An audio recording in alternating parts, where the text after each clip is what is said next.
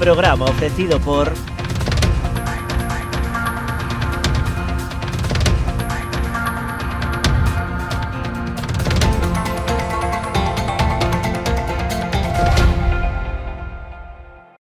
Unha historia memorable requiría dunha gran homenaxe, inspirados no carácter e no esforzo do traballo realizado por Domingo Fontán, xorde Macherato, un viño con esencia da nosa terra. O seu equilibrio e complexidade falan por si mesmos. O tempo e o cuidado empregado en todo o seu proceso de elaboración tamén. Macherato, albariño crío macerado 100% de Viña Almirante. Si que desde esa chamada as súas almas vanse derrumbar. O reto non só está en acompañarte a ti, senón a esa parte túa que queda con eles aquí. Esa é a miña misión, meu obxectivo, miña maneira de vivir. Coñecémonos de toda a vida. A ti que te fuches, vaite tranquila, tranquilo. Queremos ser a túa empresa de transporte terrestre, marítimo ou aéreo, para envío de paquetería, paletería, largos, grupaxes ou carga completa. A fiabilidade e o trato directo co cliente son as nosas señas de identidade. Levamos 40 anos achegando solucións de almacenaxe, logística e transporte porta a porta, con disponibilidade 24 horas ao día, 365 días ao ano.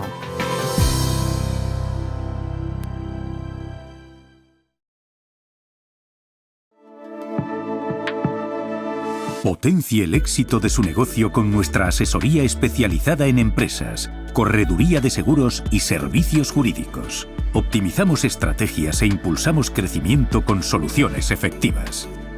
Visítenos en Caldas de Reis, Pontevedra o Vilagarcía de Arousa. Grupo J. Rey Asesores, su mejor elección.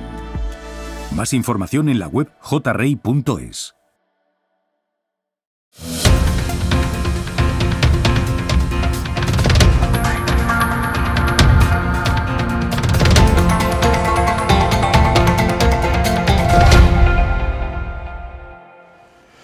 Señoras, señores, amigos e amigas, moi boa noite, saúdos desde Ribadumia, os estudios centrais de Canal Rías Baixas. Iniciamos unha nova edición do programa Falemos e vamos a contar con tres protagonistas importantes e que de calado profundo desde o punto de vista político e tamén desde o punto de vista da súa xestión ou responsabilidade política. Estará connosco o vicepresidente da Diputación da Coruña, Xosé Regueira, que ademais é o deputado de Turismo, Comercio e Promoción Económica para a provincia desde a Diputación. Ele é concelleiro no Concello de Carballo. Facía tempo que non viña por aquí e é posible que foi posible hoxe contactar e concertar unha entrevista con ele. Estará connosco tamén Pablo Fernández, que é o secretario xeral de Emprego e Relacións Laborais da Xunta de Galicia, que nos vai a contar, entre outras cousas, parte ou casi todas as axudas que a Xunta de Galicia pon precisamente para isto, para os emprendedores, os autónomos, os traballadores e as pequenas e medianas empresas que poidan beneficiarse das axudas que a Xunta pon en marcha e en funcionamento accesibles para todo este colectivo. E abrimos este turno de análisis coa alcaldesa o Concello de Marín, aparte ela é diputada provincial e vocal da Xunta de Goberno da Diputación de Pontevedra. Señora Ramallo, María Ramallo, moi boa noite, benvida, como estamos? Hola, moitas gracias, moi boa noite tamén a todos. Bueno, hoxe está o Partido Popular de celebración, non? 18 de febreiro, fai un ano, victoria pois moi consolidada, moi forte de Alfonso Rueda. Que balance fai, que supuxo ou como recorda aquel día, fai un ano? Bueno, pois a verdade é que supuso un reto importante. As maiorías absolutas, inda que se conten moitas veces de seguido, son difíciles de conseguir, non en calquer concello ou incluso en calquer autonomía, sino que cada vez escasean, non? Creo que a consolidación aquí do Partido Popular, cun cambio de candidato, que se viña exercendo de presidente, pero sobre todo que era a primeira vez que se presentaba, pois supuso un pulo importante por esa transición que se levaba feito e que veu un pouco a coroar un pouco o traballo realizado. Pois o que para o partido supuso unha gran tranquilidade, eu penso que para os galegos tamén, porque unha maioría absoluta é un respaldo importantísimo, pero sobre todo porque penso que se si se bota a vista atrás, este ano se seguiu un pouco facendo o que se dá en chamar ese estilo rueda, non? Pois, bueno, pois unha forma de facer do outro candidato, penso que é moi cercano, penso que valente, penso que afrontando problemas de frente sin querer esquivalos, e penso en definitiva que a Xunta vai ben para o Partido Popular, pero tamén penso que vai ben para Galicia. Bueno, a oposición, lógicamente, está valorando negativamente este ano.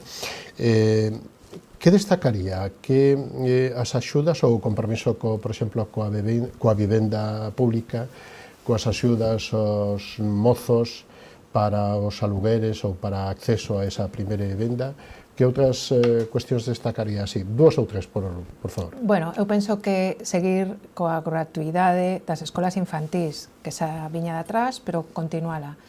É a mellor conciliación posible para as familias, eu falo xa como muller e como alcaldesa. Claro.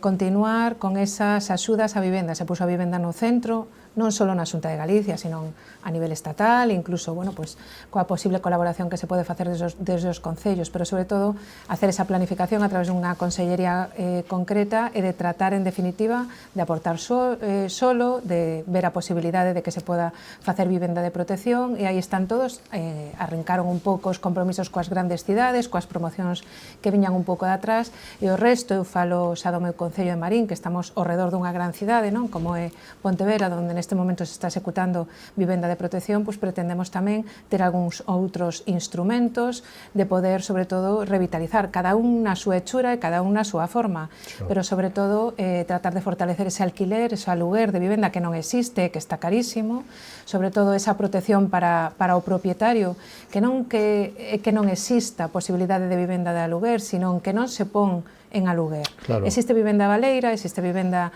que non está sendo utilizada, pero moitas veces por medo, por falta de determinadas proteccións de cara ao futuro, pois os propietarios son reacios a poñer esa vivenda, que penso que é moi necesaria, por eso os alugueres están ahora tremendamente altos. As axudas tamén para a revitalización dos cascos vellos, en Marín vamos gestionando durante moito tempo un ARI, que trata un pouco desa área de rehabilitación dos cascos antigos, que moitas veces foron quedando sin xente, sin posibilidade de poder revitalizalos, e penso que é un pulo moi importante. Eu penso que se fixo unha aposta decidida por tratar de ir tendo eses acordos cos promotores, construtores e demais, que son os que poden facilitar esas promocións de se a vivenda protexida ou se a vivenda libre. Eu tamén digo que hai que construir tamén vivenda libre a uns precios asequibles, efectivamente, o que tampouco pode ser o que está pasando en determinadas cidades, que para comprar unha vivenda son os precios estratosféricos imposibles para calquer persoa que se quera emancipar, que non conte con esas posibilidades. As axudas tamén para emanciparse, para compra ou aluguer de vivenda. A partir do día 28, 250 euros para pois efectivamente, eu penso que si se puso no centro do mapa ese problema, porque penso que é un gran problema, e penso que tratar de tecer un pouco toda ese entramado de axudas, de posibilidades, de subvencións, de rehabilitacións, tamén de vivenda protexida, penso que ten que ir dando os seus frutos. A veces os frutos non son inmediatos, efectivamente, pero penso que si se están poñendo os alicerces necesarios para poder contar con unha certa resolución dun gran problema que temos no día de hoxe.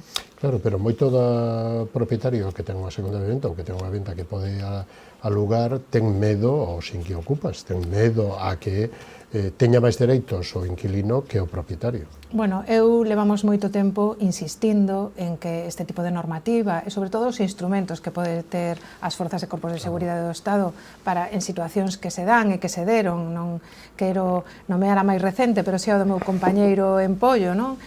Por poñer un exemplo, é xente organizada, é xente que ven movida por outros tipos de efectivamente xente que se hai que axudarlle, para eso estarían os servicios sociais ou a maneira de axudarlle, pero non o propietario efectivamente individual. Non o propietario que sigue pagando recibos e demais.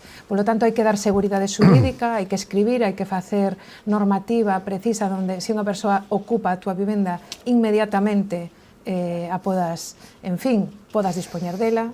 É que non pode ser. No caso de Pollo é que eu quixera que veran a vivenda, estupendísima, non? É que non pode ser que o dereito de propiedade quede totalmente claro, trasquilado. Por eso eu penso que ahora mismo xente que igual non a necesita ou que tiña pois, unha inversión feita pois, para os seus fillos ou netos e demais, que podía estarlle sacando un rendimento, sempre foi un modo de aforro, podía sacarlle certo rendimento, non o faga e prefira tela vacía por esa falta de seguridade. Eu penso que hai que legislar e hai que dar ferramentas posibles para que a xente teña esa tranquilidade, a tranquilidade que existe, por exemplo, cos pisos turísticos, esa normativa, que efectivamente ten que ir pois con certos reglamentos establecidos, certos registros e demais, e non exista, bueno, pois sobre todo tamén moitos engaños que moitas veces nos vemos, non, con eso. Como está vendo, como valora a situación política e a situación de corrupción ou presunta corrupción que está vendo en Madrid, dende a Fiscalía,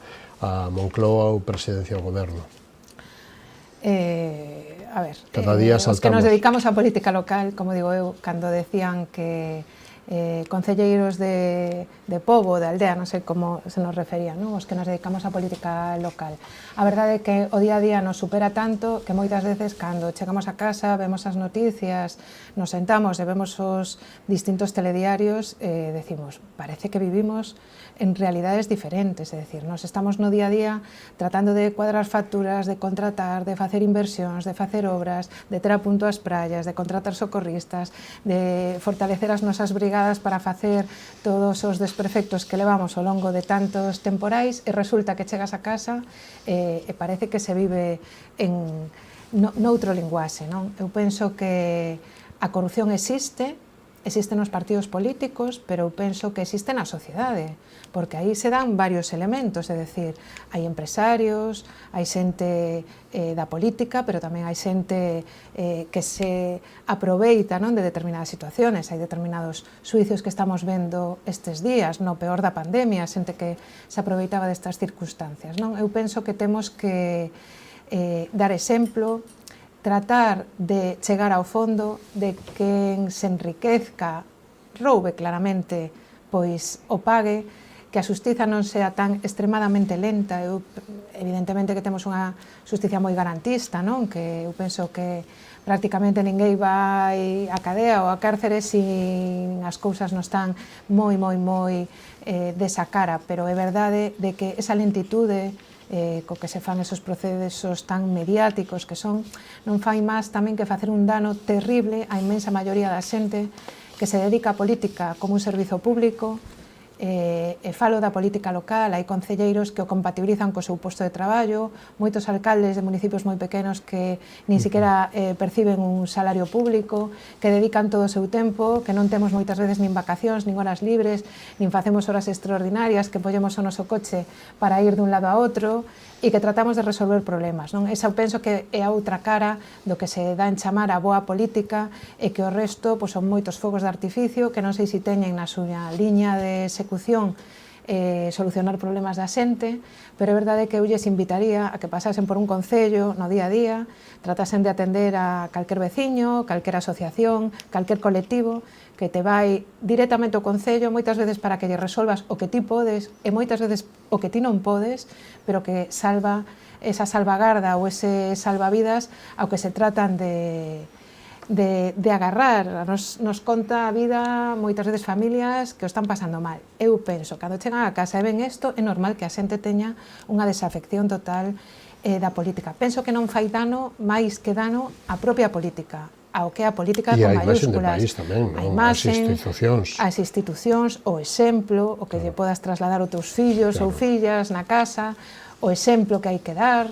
Toda esta xente ten familias, eu non me podo imaginar ser familiar de algún desta xente que indirectamente te ves salpicado, e polo tanto penso que é un tema da propia sociedade, pero tamén é un tema de que hai moita xente que se dedica á política por vocación, que deixamos o noso traballo a un lado durante uns anos, e polo tanto que o facemos porque queremos, evidentemente, que é voluntario, pero o facemos para tratar de facelo ben, e todo isto non ven máis que empañar moitas veces este traballo duro, porque eu penso que o traballo dun político a todos os niveis é un traballo duro, intenso, exixente, con moita responsabilidade, porque asumimos moita responsabilidade.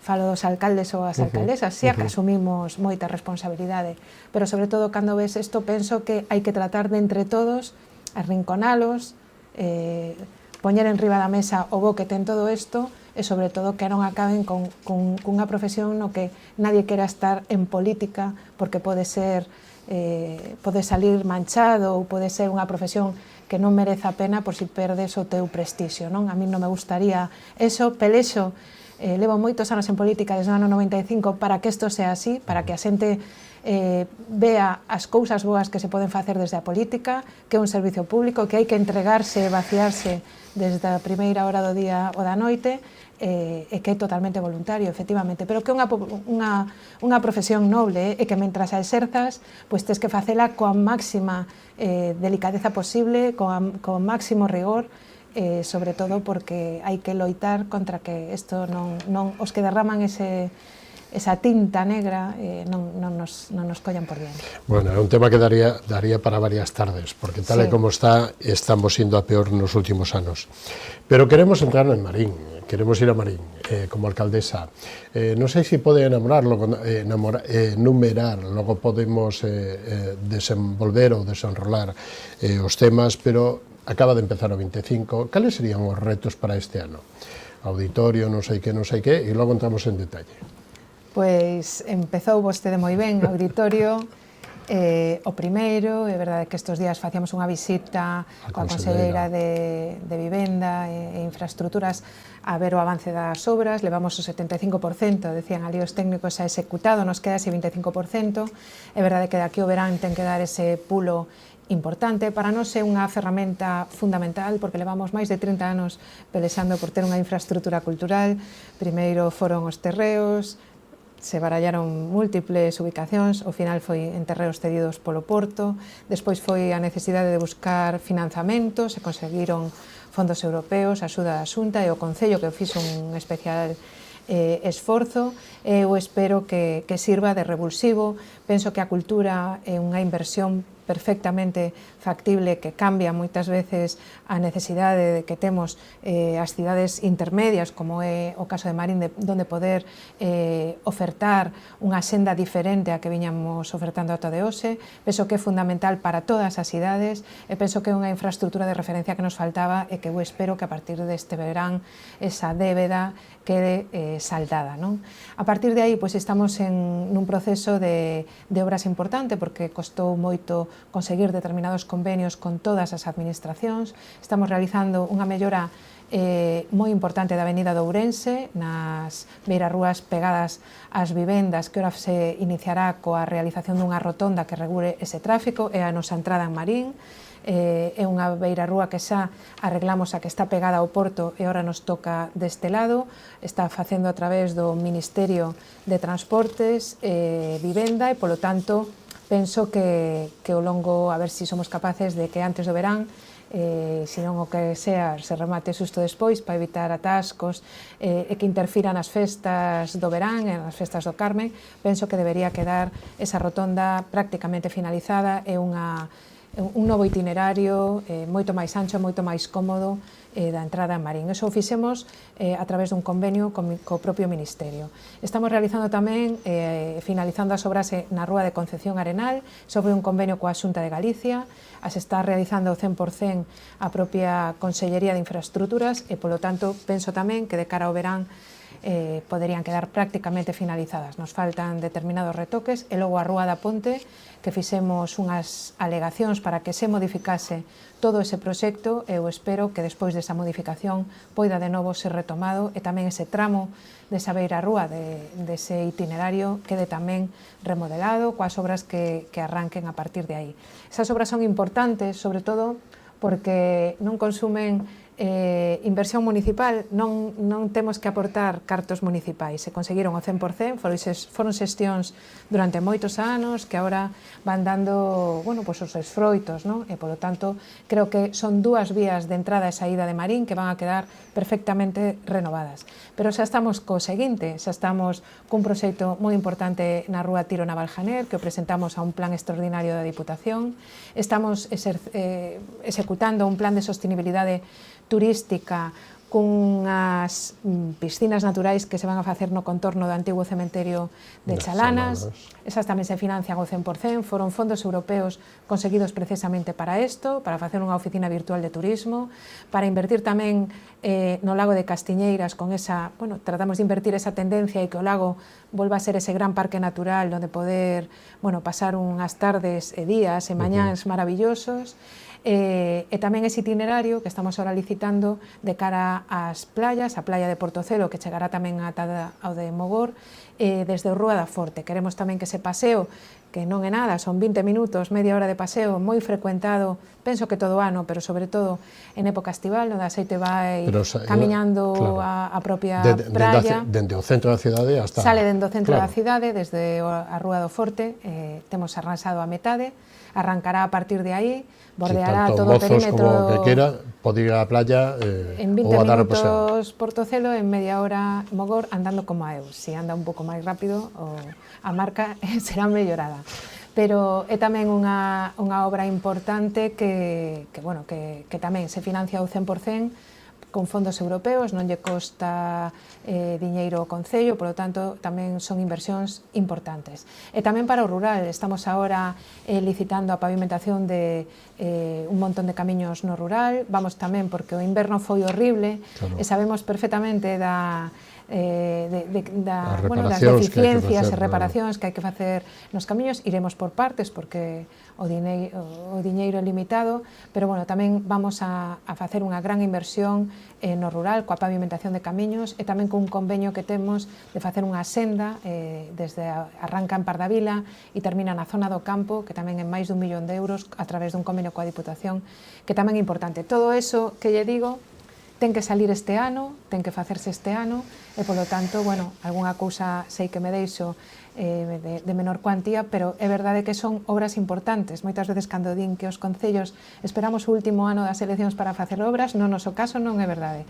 Nós todo o que podemos executar ano a ano o facemos, tratamos de buscar moitos fondos porque a financiación dos concellos está tremendamente crítica. Axustada. Crítica. Eu asustada ainda me parece pouco.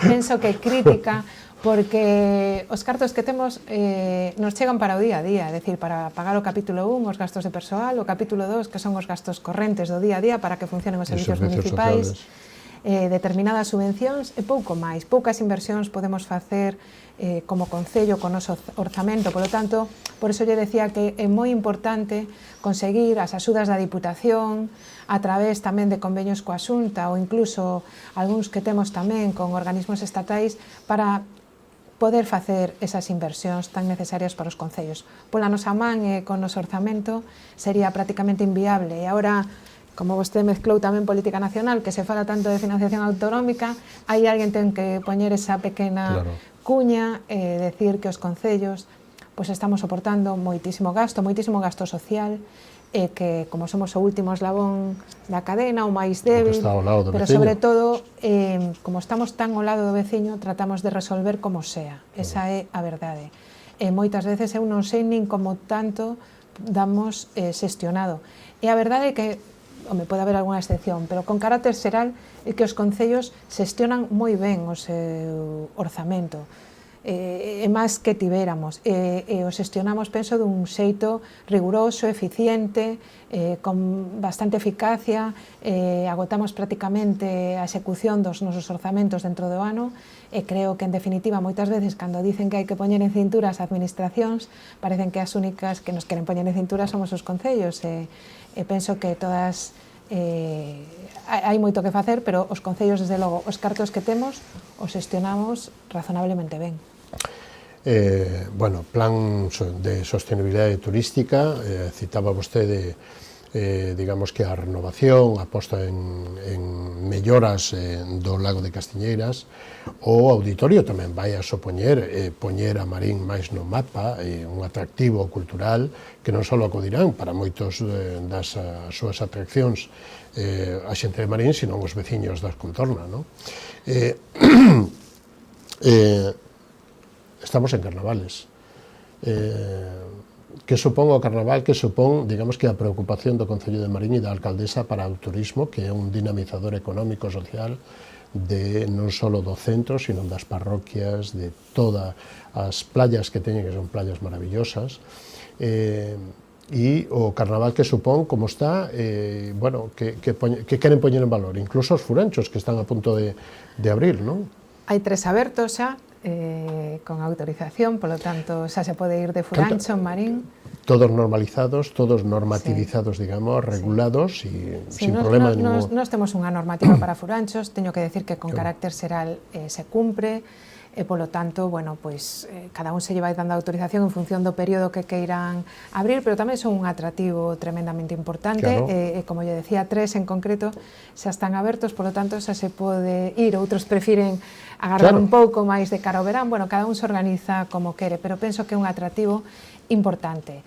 E nós no Carnaval temos un esquema desde fai varios anos que nos funciona moi ben, temos un desfile infantil, temos un desfile de adultos o domingo de Carnaval, o dos nenos e o sábado, facemos paralelamente, bueno, pues, 2 festas tamén, pues, pola entrega de premios, DJs, bueno, todas esas cosas, e despois temos o luns de Carnaval, tamén coa festa organizada pola Asociación de Veciños de la Meiriña, de la Meira, que tamén levan moitos anos organizando esta festa, principalmente para os nenos.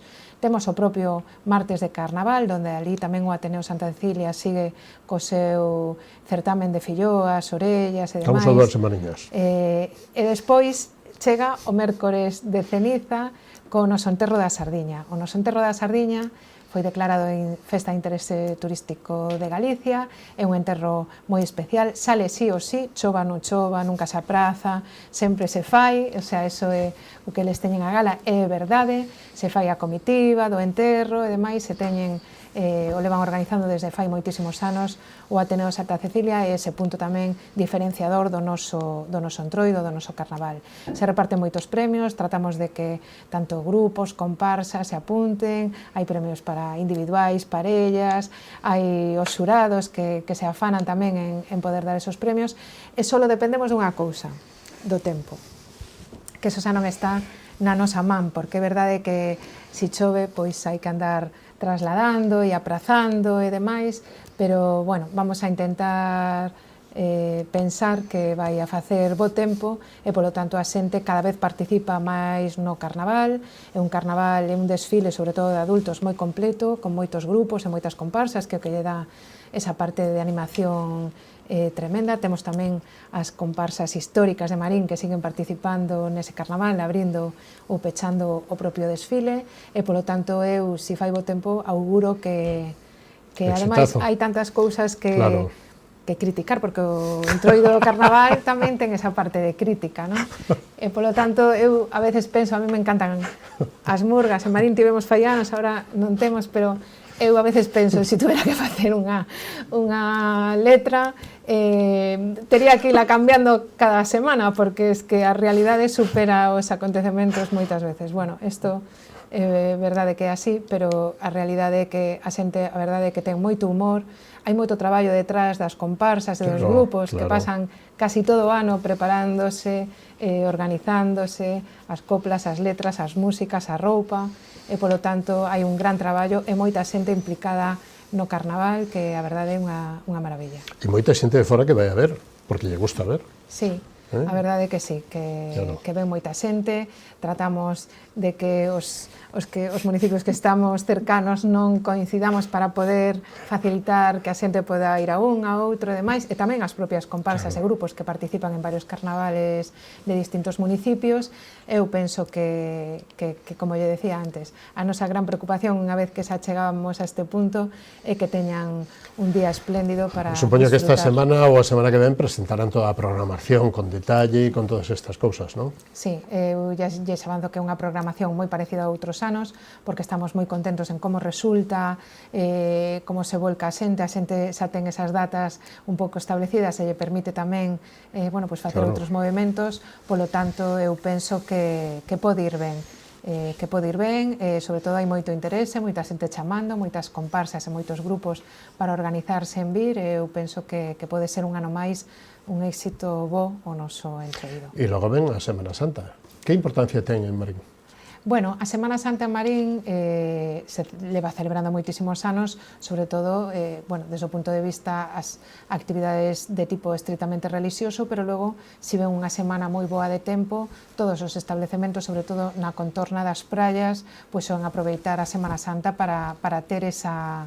Bueno, hai moita xente xa que ven un turismo familiar tranquilo, pero sobre todo coa posibilidade de rutas, andainas, praias e toda esa contorna. E logo, bueno, por suposto, as actividades religiosas desde o Domingo de Ramos ata que finaliza esas procesións de Xoves Santo, Vernes Santo, que tamén teñen moita tradición en Marín, pois finalizan efectivamente con ese Sábado Santo e Domingo de Resurrección. Falábamos antes de cultura, falaba vostede e expoñía a importancia que ten a obra do auditorio, a exposición do artista maridense do ano no museo. Como é un pouquiño esa aposta pola revalorización dos artistas locais do Concello de Marín?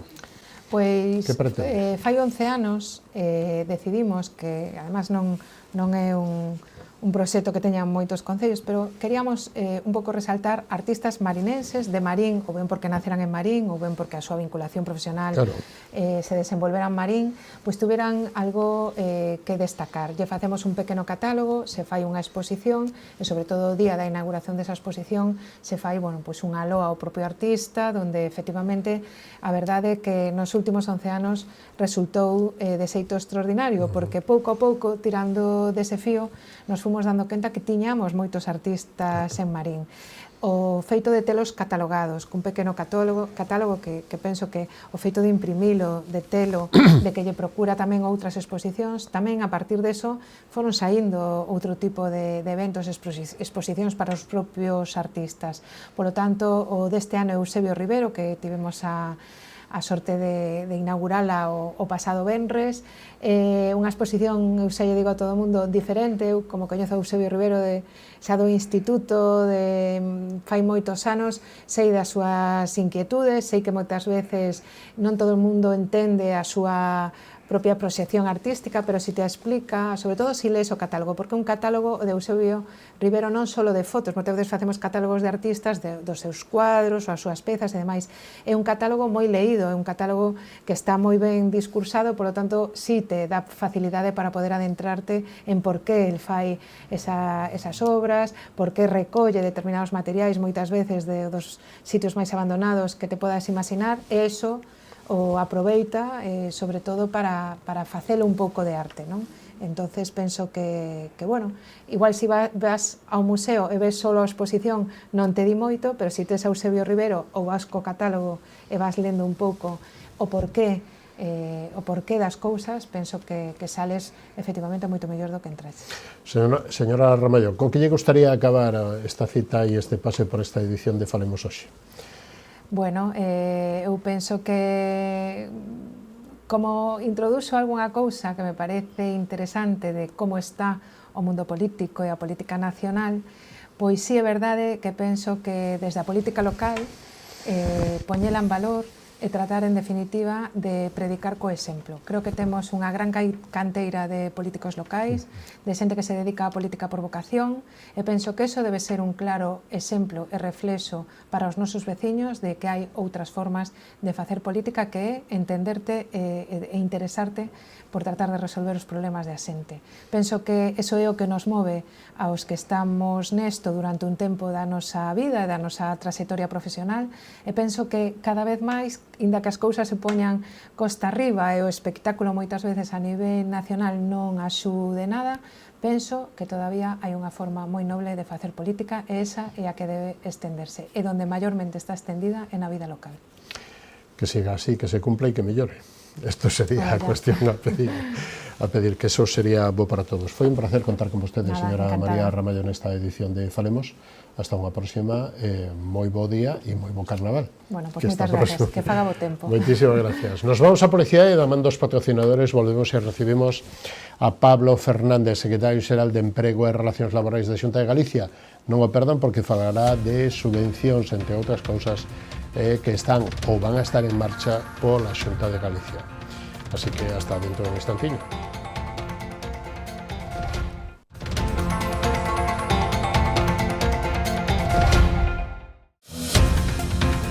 Programa ofrecido por...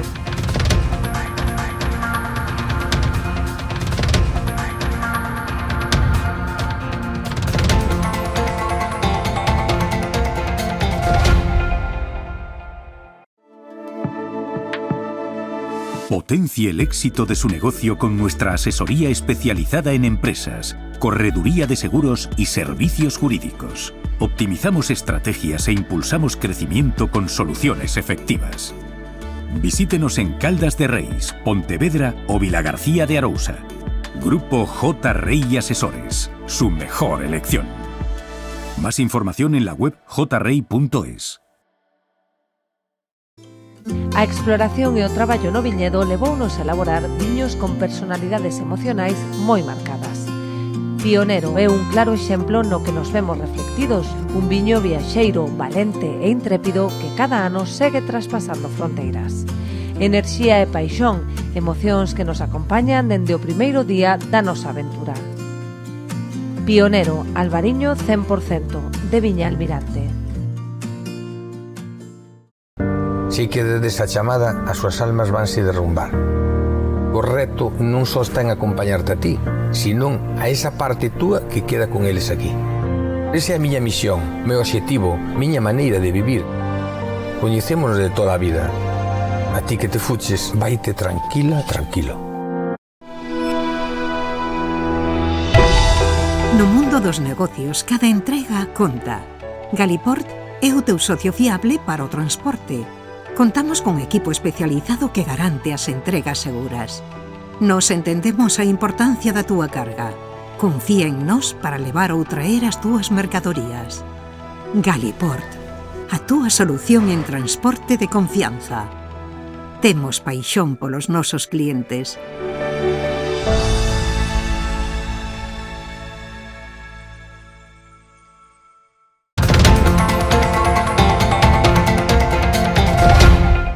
Pois de novo estamos con todos vostedes e damos a boa noite e a benvida a Pablo Fernández, secretario xeral de Emprego e Relacións Laborais da Xunta de Galicia. Moi boa noite, benvido, señor Fernández. Boa noite, como estamos? Moi ben, todo ben. Bueno, hoxe, celebración no Partido Popular, na Xunta de Galicia. Alfonso Rueda ganaba hoxe, fai un ano as eleccións. Sí. Maioría absoluta. Que lleven a memoria do día de hoxe fai un ano? Bueno, pois, oye, un ano do primeiro aniversario da primeira victoria por maioría absoluta do presidente Alfonso Rueda. Pois foi unha noite moi intensa, de moitas emocións, de ver culminado e de ver a satisfacción do respaldo do povo galego pois a unha trayectoria e un proxecto político. Ainda hoxe estábamos repasando internamente na oficina pois o cumprimento que levamos do programa electoral, non? Que creo que é a base do éxito do Partido Popular en Galicia, non? A palabra dada, a seriedade no cumprimento do programa electoral. Un programa electoral é unha cousa moi seria, que son máis de 800 medidas que presentou o Partido Popular de Galicia para as eleccións do ano pasado, e que algo nos caracteriza ao Partido Popular de Galicia é que cumprimos o que prometemos, non? Entonces, bueno, levamos un ratio de cumprimento deste programa electoral moi elevado, e así viña sendo con o noso presidente, con Feijóo, e con Alfonso Rueda, pois non vai a ser menos. Por eso, o respaldo do pobo galego, ao que lle estamos moi agradecidos. Digamos que ese sería un pouquiño o balance de que nun ano se leva a parte correspondente ao porcentaxe de feitos. Sí, eu penso que é un bo balance. Por lo menos na consellería que lle toca. Sí, eu creo que é un bo balance. Eu creo que é un ano de cumprimentos, é un ano, sobre todo, de estabilidade, que é o que necesita a xente, a población, non? Eu creo que é un ave de certidumbres co Partido Popular, sobre todo se nos poñemos co espello do que está pasando a nivel nacional, non? Que por un lado vemos a estabilidade que temos en Galicia, estamos vendo o que está pasando en Madrid a nivel nacional, como pues, está desvirtuando totalmente pues, a política, estos pactos cos independentistas, esas, bueno, pues esas prebendas que se teñen que ir cumplindo por parte do presidente Sánchez pues, para sacar cousas que vai cambiando, facendo cambio de cromos para sacar adiante e aguantar un pouco na poltrona. Eso é o que non queremos en Galicia. Eu creo que os galegos o teñen claro, por eso están apostando por unha maioría absoluta, neste caso pois, do Partido Popular. E os casos Coldo, Aldama, fiscal xeral do Estado, este tipo de presunta corrupción, pero que lóxicamente leva xa moito tempo rondando, de que feito, de que maneira a valora e si isto nos afecta, digamos que non só as institucións que se resinten ou se poden ver resentidas, sino tamén a imaxe de país. Sí, a imaxe do país está se vendo pois moi deteriorada por culpa destas malas novas. Sin dúbida, calquer caso de corrupción en calquer institución, en calquer color político, non é unha boa noticia para as institucións nin para a creencia na política. Por lo tanto, non só que desde aquí demandamos que deixar traballar a xustiza, non? Algo que parece que a algúns que lles costa moito, non? Que parece que agora incluso se dedican pois, desde as propias institucións a atacar a outras institucións, neste caso pois a propia xustiza. Eu creo que hai que deixar traballar a xustiza, que sexa o máis áxil posible e que o que a fixo que a pague, lóxicamente. Eso é o que temos que nun Estado de Dereito pois pelar todos os cidadáns porque acontece. Volvemos a Galicia, unha das, digamos que dos temas e das medidas que máis preocupan desde fai un tempo a esta parte é o problema da vivenda. Entonces, como valora a política de vivenda da Xunta e as axudas que hai, principalmente a mozos, incluso que empezarán a partir do día 28 deste mes, da semana que ven, con axudas de 250 euros para menores de 30 anos que puedan acceder a alugueres. Sí, sin dúbida, isto ven derivado pois, posiblemente da crisis do 2008, a crisis do ladrillo, no cal estábamos pois, construindo en Galicia a un ritmo de aproximadamente 30.000 vivendas ao ano e de repente dun ano para outro, de 2 anos para outro, pois, baixamos de 30.000 a 3.000. Lóxicamente, é un tema que me afecta a mí, a miñas competencias, esa man de obra, ese talento que había todo no sector da construción, diversificouse noutros sectores, e ahora recuperar ese ritmo de construción pois é moi difícil. Eu creo que queda demostrado que é unha aposta, un pilar fundamental do noso presidente Alfonso Rueda, pois a dotación de vivenda. Creo que o mercado autorregúlase solo, pero temos que ser capaces para que os xóvenes podan emanciparse, pois darlle vivenda, que é un dereito constitucional, pois a un precio asequible, a alugueiros asequible. Por eso, un gran paquete de medidas que está como novidade sacando a Xunta de Galicia vai enfocado aí. É unha alta prioridade a construción de novas vivendas nesta legislatura. Vamos cunha cifra histórica que nunca se deu neste ritmo de construción, pero con medidas complementarias como o alugueiro, etc. E tamén con medidas da nosa propia Consellería, como é a mellora da empregabilidade. Al final, todo comeza na independencia laboral, na autosuficiencia para ter un proxecto de vida. Eso créase con unha boa base, con un bo empleo. É no que estamos traballando desde a nosa Consellería, pois para dotar as novas xuventudes, as novas mocidades, pois de recursos suficientes para poder acceder á vivenda, que é o básico para empezar o teu proxecto de vida, lóxicamente. O precio do aluguer sube en Galicia e sube moito, pero moita da xente, moitos dos propietarios que teñen vivendas para alugar non alugan pola falta de garantías con respecto aos inquilinos.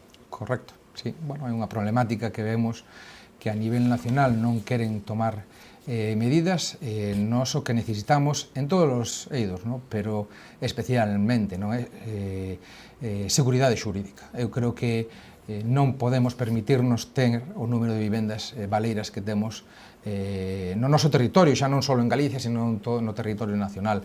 Por lo tanto, eses propietarios que o seu día fixeron unha inversión, un esforzo enorme para comprar unha vivenda, para alugala, para ese complemento para a xubilación, para deixala nunha herencia, o cal é moi lícito que cada un cos seus esforzos pois destine os seus recursos ao que crea máis conveniente.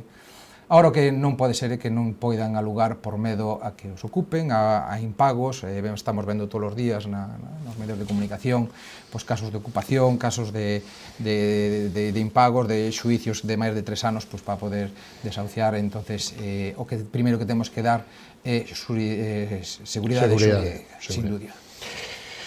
Entramos de cheo nas axudas. Venga, vamos alá.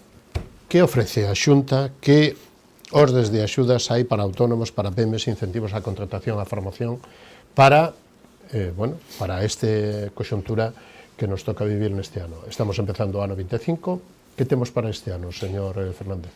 Ben, pois acabamos de sacar un paquete, como sabes, a administración, pois o ano administrativo comeza o 1 de xaneiro, cando comenzamos pois a publicar as nosas órdenes de axuda.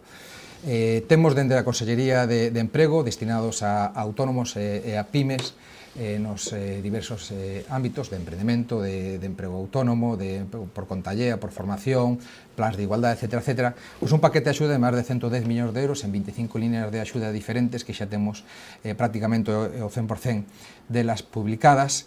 A primeira que me gustaría falar dela pois foi precisamente, hoxe que estamos de aniversario, un compromiso electoral do presidente Rueda, que foi a unificación nun paquete único das axudas aos autónomos, co obxectivo claro de simplificación administrativa. Xuntamos 5 líneas de axuda que tiñamos publicadas anteriormente dirixidas a autónomos nunha única orden de axuda que está publicada desde o mes de xaneiro e que van destinadas, van estructuradas según o perceptor. É dicir, se ti eres un novo autónomo que te das de alta, pois tes unha orden concreta que é a de promoción de emprego autónomo e cota cero, na cal te financiamos hasta 7.000 euros de axuda e a cuota de seguridade social pois está 60 durante o primer ano. Por lo tanto, en Galicia, emprender non costa cartos. Entonces, estamos intentando fomentar e incentivar a creación de empresas por esta línea.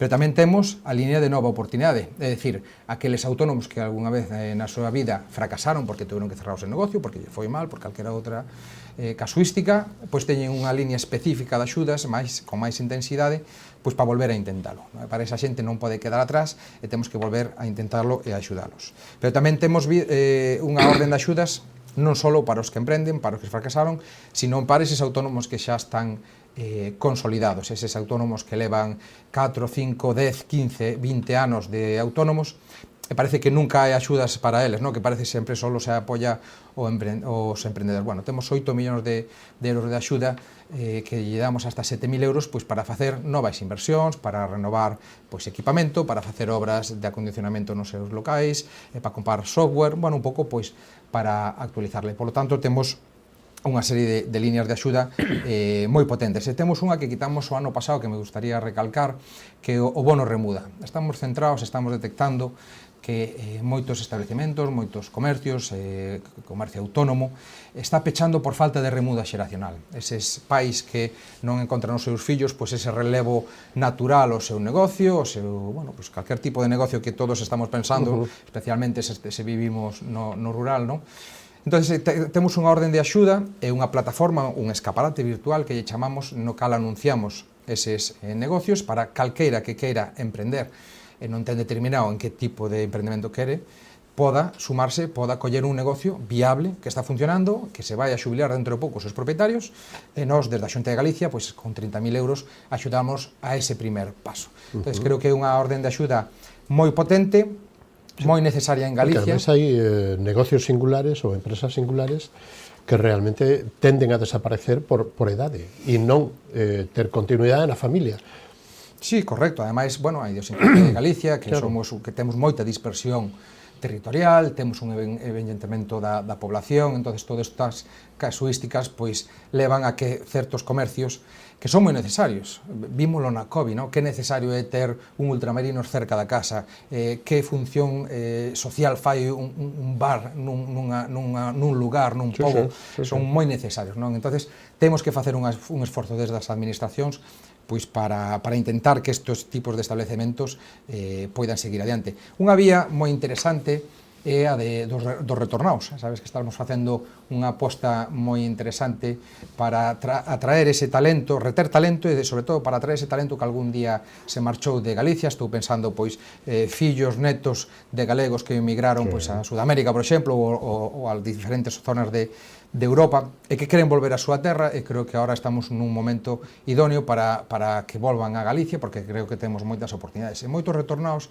queren volver, non teñen a mellor un arraigo territorial moi determinado, esa xente pois pode repoblar o noso rural, pode recoller este tipo de negocios, e creo que aí temos que poñer o noso foco, non? Onde se pode consultar esta información a través de online a xente que nos este vendo na casa, señor Don Pablo? Sí, pois temos a nosa página web de referencia, a oficina do autónomo.gal, aí vimos de tal como dixo, www.oficinadoautónomo.gal, E aí, ademais, temos un novo aplicativo que acabamos de presentar, que é un chatbot, unha burbulla que un interrogante que está na página web, unha aplicación de inteligencia artificial que está moi de moda, que é moi útil, que ti a pinchas aí, é un consultor virtual. Podeslle poñer que son autónomo, quero pedir unha axuda para X cousa, teño tantos anos de autónomo, daslle os datos, el vai filtrando por todas as nosas axudas, que certamente é entendible que non ler o DOGA pois non é como ler unha novela, non? É complicado, e o autónomo, ao final, o que temos é que intentar optimizar o seu tempo, porque ao final o autónomo ten que dedicarse ao del, que é a vender, non?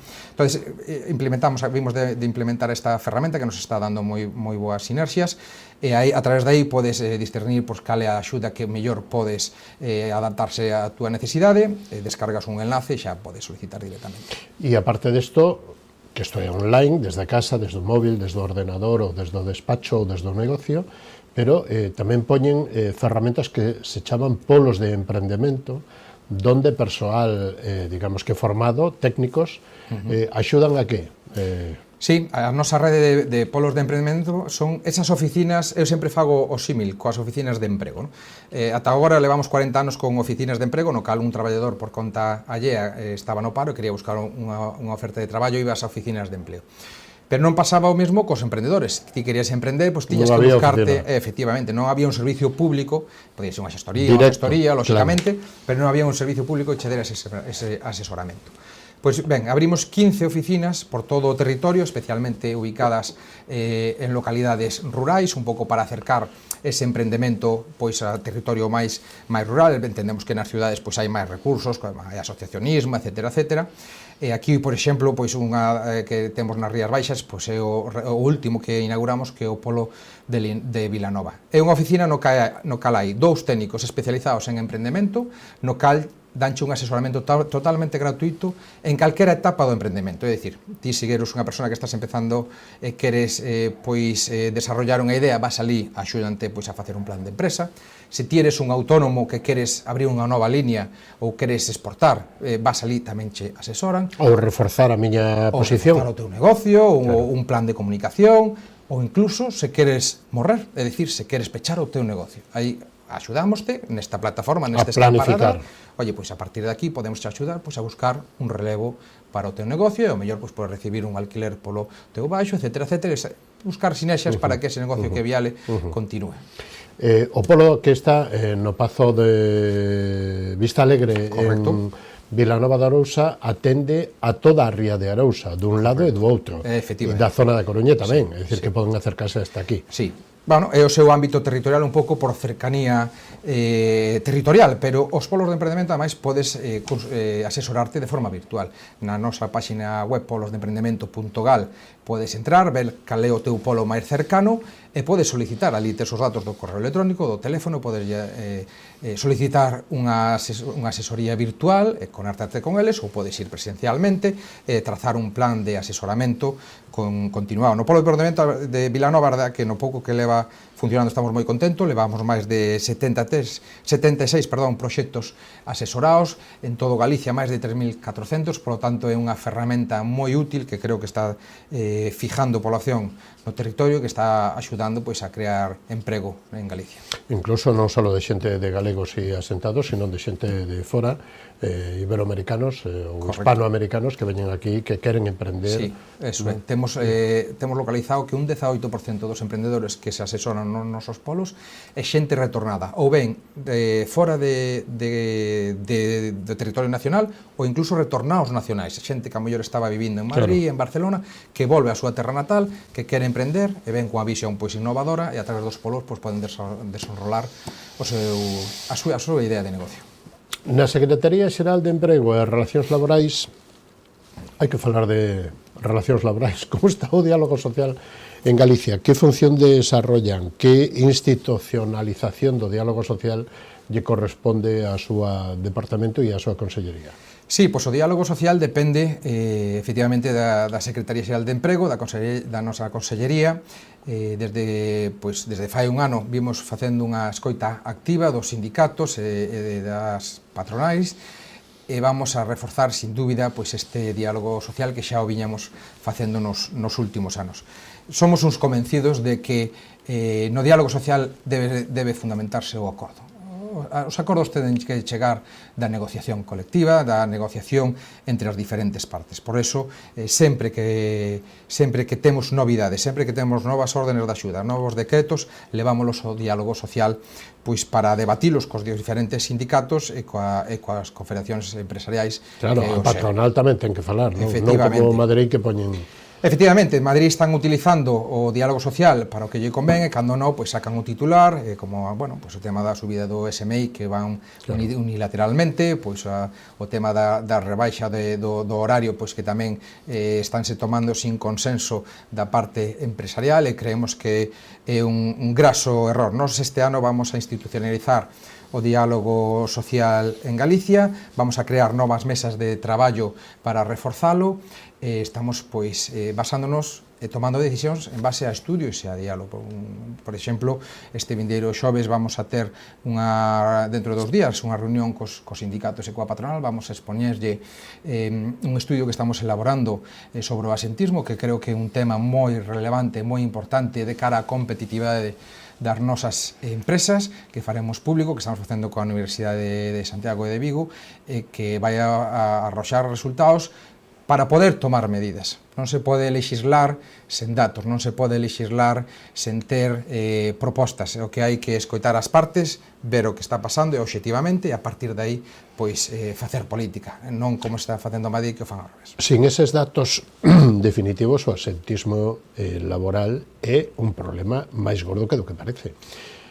Sí, temos unhas cifras elevadas. Non só no sector público, tamén no privado. E as grandes empresas todavía teñen máis ou menos posibilidades de, digamos que de encaixalo, pero na pequena e mediana empresa eso é un desastre. Bueno, vouche dar un dato.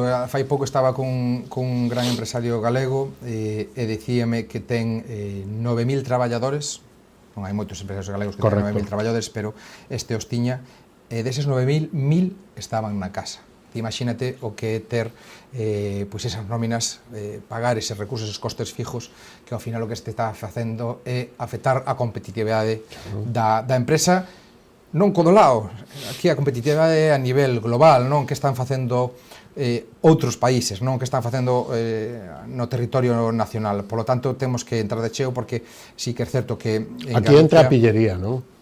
Bueno, hai unha casuística múltiple. O certo é que o mercado laboral está evolucionando constantemente, históricamente sempre foi evolucionando, xeralmente para ben, non? Pero fai poucos anos tuvemos a COVID, todos nos acordamos dela, e aí foi un punto de inflexión. Eu creo que a xente, min mismo, non? Pois seguro que a ti che pasa o mesmo, non? As nosas prioridades de vida seguramente que a COVID pois que nos las trastocou, non? Posiblemente a nivel laboral, se falas con directores de recursos humanos, pois antes da COVID a xente o que quería buscaba pois salario, buscaba pois estatus social, buscaba seguridade, e agora cando van a unha entrevista pois o primeiro que buscan é flexibilidade, o segundo que buscan pois é estar acorde co seu pensamento, que fagan políticas de responsabilidade social empresarial, é dicir, o mercado laboral está cambiando, as persoas estamos cambiando, e as empresas tamén teñen que ter capacidade de dar resposta aos seus traballadores, ao seu talento, para retelo, para darlle este tipo de satisfacción, lógicamente. Como están os datos de paro, señor Fernández? Bueno, pois vimos dun xaneiro o mellor histórico desde que hai datos do paro. Sí que é certo que a nivel intermensual o paro en xaneiro é algo histórico, ao fin da campaña de Nadal, pois sí que fai elevar o paro polo sector servicios, concretamente, que termina a súa campaña, pero estamos nun pico histórico, xa non digo en Galicia, nin en España, nin en Europa, é un pico histórico internacional de creación de empleo. Por lo tanto, nunca hubo tanto empleo a nivel mundial históricamente. Por lo tanto, estamos, esos malos agüeros de que as novas tecnoloxías veñen a destruir empleo, o que está transformando, o que temos é que ter a capacidade de seguir formando pois a nosa población, a nosa forza laboral, para ir adaptándose a estos novos postos de traballo. Pero eu creo que estamos nun momento histórico moi bo. Galicia creo que está, se non me equivoco, na cuarta posto das mellores comunidades en Galicia respecto a datos de paro, polo tanto creo que estamos facendo unha boa labor, estamos no paro máis, digamos, dos colectivos prioritarios, pois xóvenes menores de 30, maiores de 52, mulleres, para igualar o mercado laboral, estamos tendo moi bons resultados, polo tanto estamos moi contentos coa evolución do paro. De que xeito ve preocupado o pequeno e mediano comerciante, o pequeno e mediano empresario, o autónomo, pola subida do salario mínimo interprofesional e a reducción da xornada laboral? Porque lle pode afectar moito o que exemplo que venía vostede o empresario de 9.000 traballadores, pero que ten 2 ou 3, ao mellor lle complica moito máis. Bueno, pois o primeiro que lles preocupa é que non se lles consultara, non? Porque aquí ao final é unha decisión unilateral entre non o goberno, unha parte do goberno con unha parte de sindicatos, non? Entonces aquí partimos dunha moi mala base, que non consultar, non consensuar con todas as partes como se fixo históricamente. Hai que ter en conta a realidade da empresa en España. O 99,8% das nosas empresas son pymes. Pymes con unha media de 4,8 traballadores por empresa. Entonces, efectivamente, o que ten 9.000 traballadores, por reducirlle a xornada laboral, pois posiblemente perda competitividade, axustará os seus costes, subirá os produtos que repercutirán no mercado, pero adaptarase rapidamente. O problema é o autónomo que levanta a persiana todos os días, non? O que ten 2, 3 traballadores.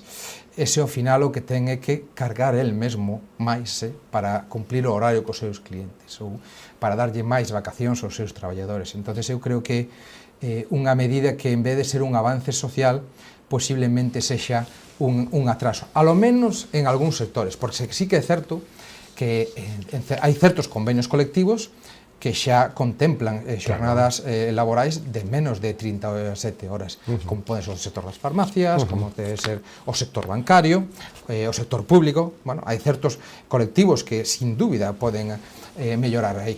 Quen non está de acordo en baixar a xornada laboral e ter máis tempo libre, non?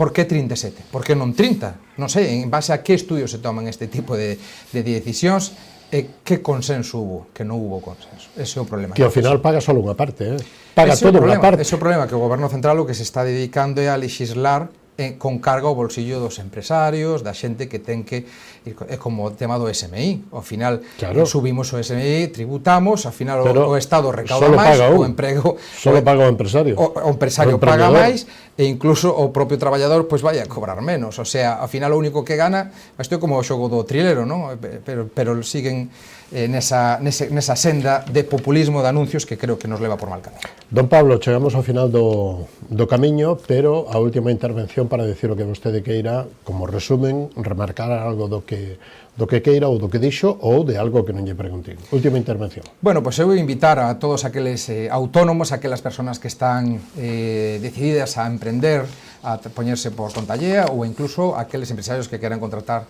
e crear novos postos de traballo, que se acheguen á Xunta de Galicia, que consulten a través da nosa oficina do autónomo.gal ou a través da oficina económica do IVAPE da Xunta de Galicia, todas as nosas axudas que son moi potentes, moi importantes, que non son a solución para crear emprego, para crear empresas, pero sí son unha boa axuda pois para apalancar, para amortizar canto antes as súas inversións. Entonces, desde a Xunta de Galicia temos diseñado todo este catálogo pois a vosa disposición para axudarvos e, sobre todo, tamén poñer os polos de emprendemento a vosa disposición para asesorarvos gratuitamente, para emprender e para crear empregos e, sobre todo, darlle esas gracias pois por facer e por crear riqueza en Galicia, que son os verdadeiros héroes.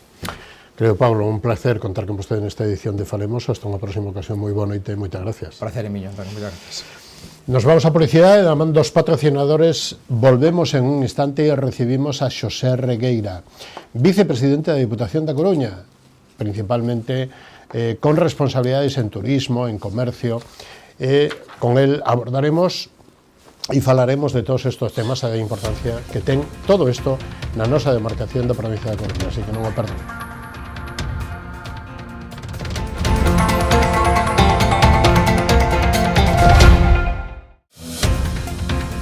Programa ofrecido por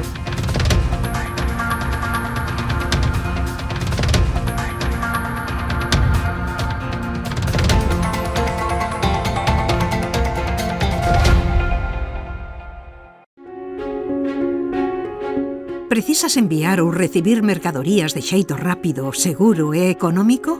Confía nunha empresa galega con anos de experiencia demostrada, con frota de vehículos adaptados ás túas necesidades e con equipo de profesionais cualificados e experimentados. O teu mellor aliado, Transportes Galiport. Temos paixón polos nosos clientes.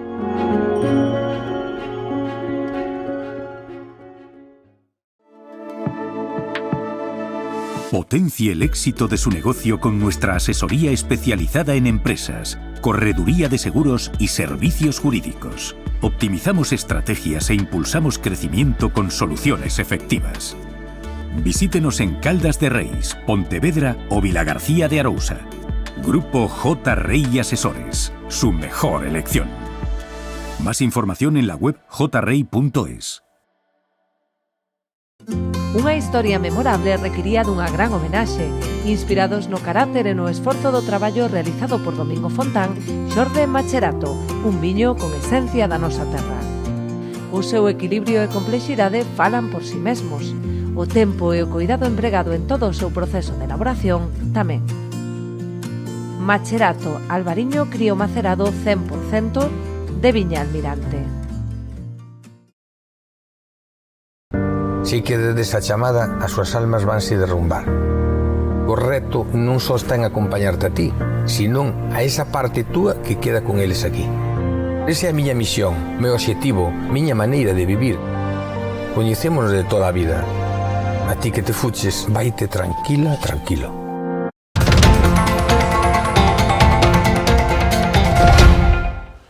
Pois de novo estamos con todos vostedes, damos a boa noite e a benvida a Xosé Regueira, vicepresidente da Diputación da Coruña. Moi boa noite, como estamos? Boa noite. Bueno, comentábamos que facía tempo, facía uns aniños antes da pandemia que non tiñamos o prazer nin por a nosa culpa de non invitalo hasta aquí, pero, bueno, encantado. O prazer é meu. Encantado, se lleve moito máis mozo e moito máis novo. Sí, eu a medida que cumpro anos, isto é como os viños vintage, que imos mellorando, é broma, pero sí, xa facía tempo e para mí un gusto sempre estar. Bueno, pois estábamos recordando vellos momentos e vellos amigos tamén, sí. Que algúns, bueno, como lle trae a cabeza así a primeiro bote, hoxe fai un ano o Partido Popular ganaba as eleccións. Alfonso Rueda, primeira maioría, que lle ven á memoria e que balance fai deste ano de Alfonso Rueda?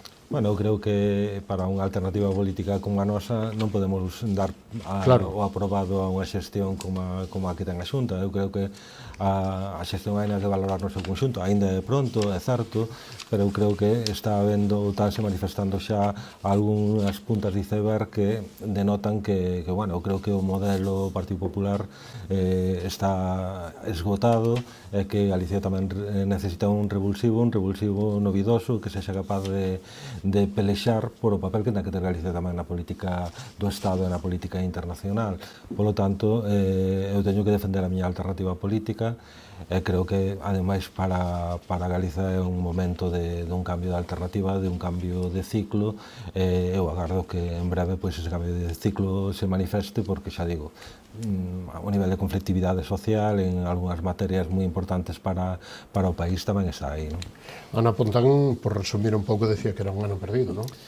Eu non sei se sería tan rotundo como Ana en esta afirmación, pero sí creo que levamos perdendo moito tempo en moitas cousas. Ao mellor levamos incluso máis dun ano en algunhas cousas, non? Eu creo que Galicia ten que ser punta de lanza, non furgón de cola de ningún tren. Entón eu creo que hai que creer nas nosas potencialidades, nas nosas posibilidades, e creo que ao mellor o que a política do Partido Popular adolece é efectivamente de ser moi sucursalista, de órdenes que poden vir de outros sitios, como de Madrid, non? Entón eu creo que Galicia ten que tomar as súas propias decisións, ten que antepoñer as súas propias decisións, e aí, pois, evidentemente, levamos moito tempo perdido, moitos anos perdendo o tempo. Temos que ser unha alternativa clara, unha alternativa de creer na nosa propia capacidade, nas nosas propias potencialidades, porque eu creo que que en este país hai talento, hai empresas punteiras a nivel internacional, non só a nivel estatal. Está demostrado que a nosa forza de traballo é unha forza de traballo que é capaz de mover moitos marcos. Eu creo que nos temos que basar en iso para reivindicarnos e para mellorar as oportunidades da nosa xente.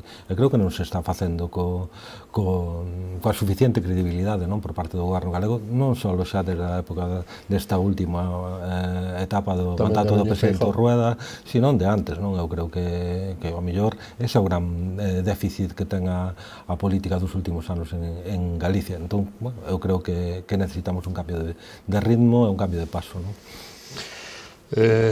O señor Regueira vicepresidente da Diputación, eleva as áreas de promoción turística, artesanía, comercio e cadena alimentaria. Na Diputación da Coruña, si dentro deste balance, que análisis ou que balance faría da política turística da Xunta de Galicia? Bueno, eu, do mesmo xeito que digo que non é o mellor momento para valorar positivamente a política da Xunta de Galicia en xeral, eu suspendería esa política a nivel xeral. A Deputación e o Turismo de Galicia entendense con moita frecuencia, con moita intensidade, eu creo que con moita lealdade, non? En cada cousa hai na que poñer tamén no seu sitio de diferenciada. Mellor que o señor Merelles que a señora... No, con a señora Nava entendémonos perfectamente durante a súa etapa e co señor Merelles tamén nos entendemos perfectamente, incluso co señor Rueda cando foi vicepresidente e levou o turismo tamén nos entendemos ben. Eu creo que hai cousas que non compraría da política turística da Xunta, como a Xunta non compraría da política turística que eu podo aplicar ou na que eu podo acreditar, pero sí creo que en ese ámbito hai un marco de entendemento moi correcto e que creo, sinceramente, que fomos capaces, administracións, diferentes cores políticas, de traballar conxuntamente, de desvestirnos en certa medida a camiseta para loitar por unha política turística común nun momento moi duro, como era o momento post-pandemia, onde os nosos competidores inmediatos tamén estaban facendo cousas.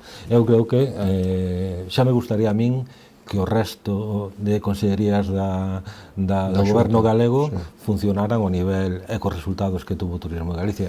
Ao mellor valorábamos de diferente maneira a política xeral da Xunta, pero neste caso, no ámbito turístico, eu creo que se están facendo cousas, hai moitas cousas por facer, eu creo que tamén xa estamos no momento de madurez a nivel turístico, onde hai que tomar decisións moito máis importantes que as que vimos tomando ata agora, pero aquí está o crecemento exponencial do turismo, e aquí está que cada vez somos máis referentes tamén no mercado turístico do propio Estado, non? Por lo tanto, a nivel de promoción fixeronse moitas cousas ben, e a nivel de captar un turismo que eu creo que ainda o temos que diversificar e decantar un poquinho máis de cara ao futuro, pois os resultados está aí, estamos nos 8 millóns, o sector subiu muitísimo, hai moitísimas máis empresas dedicadas ao turismo, temos un montón de emprego que ten que ver claramente con este nicho da economía a nivel galego.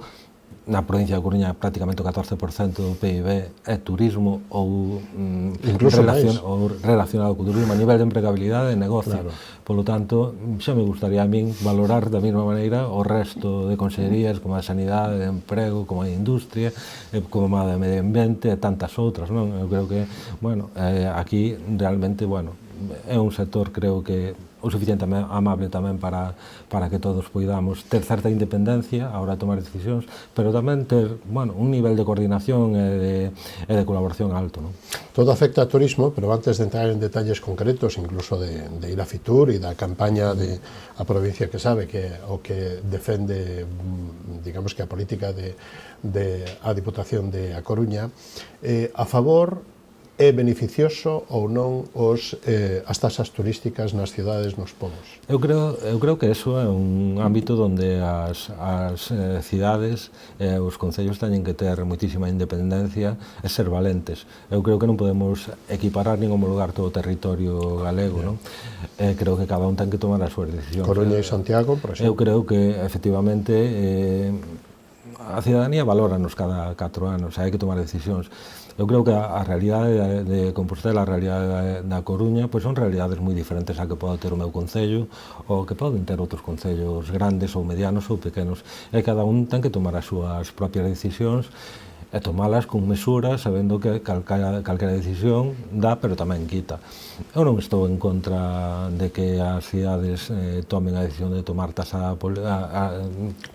implementar tasa turística. Eu creo que hai que facer pactando co sector, dialogando co sector, pero, bueno, efectivamente, son as grandes novidades que trae que sexamos xa unha potencia turística en certa medida. Vai moitísima xente, o turismo, como calquera actividade económica, ten unha pegada no territorio, na sociedade, ten a súa parte boa, ten a súa parte menos boa, e para evitar que nos pase o que pasou en outros lados, temos que tomar decisións e regular, non? Polo tanto, a política de tasas é unha das materias nas que está traballando moitísimas cidades, en cidades medianas, pequenas, como as galegas. Hai moi pouco tempo tivemos nun congreso de Tour España en San Sebastián, bueno, que tampouco é unha cidade enorme, pero que ten unha casuística parecida que poden ter a Coruña ou Compostela, donde eles xa levaban moitísimo tempo traballando en políticas que regulen o sector do turismo dentro da cidade, e unha delas tamén era a implementación de tasas, non?